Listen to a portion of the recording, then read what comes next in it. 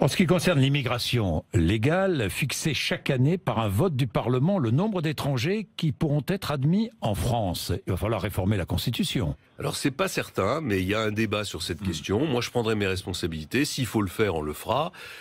Qu'est-ce que je veux faire? Je veux que la France décide chaque année du nombre de personnes qu'elle est en mesure d'accueillir, en fonction de ses capacités économiques. Travail, familial. On fixe un volume global. Étudiant. Voilà. Qu'est-ce qu'on voit? On voit que le nombre de visas qui ont été accordés en France depuis 5 ans n'a cessé d'augmenter. Voilà. Dans un pays qui a près de 6 millions de personnes qui sont inscrites à Pôle emploi, qui a près de 9 millions de pauvres, et qui est dans une situation très difficile, et avec des perspectives d'augmentation des flux migratoires en raison de la situation en Afrique, en raison de la situation au Proche-Orient, qui sont en croissance. Donc qu'est-ce que je propose? De mettre en place le système que le Canada a mis en place, qui fonctionne parfaitement, et qui permet au Parlement, dans un débat démocratique, transparent, de fixer chaque année des quotas.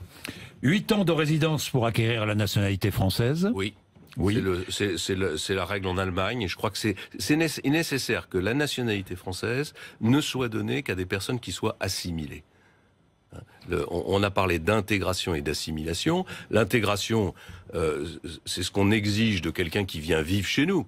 L'assimilation, c'est ce qu'on exige de quelqu'un qui demande à devenir français. Vous ne remettez pas en cause le droit du sol? Non, simplement je remets en cause deux choses. Je remets en cause l'automaticité de la délivrance de la nationalité française aux jeunes qui sont nés sur le sol français. Je demande qu'il y ait une démarche volontaire de leur part, que ça ne soit pas un truc automatique, administratif qui leur tombe dessus. C'est-à-dire que les enfants nés en France, de parents étrangers, devront faire une déclaration solennelle de demande de nationalité.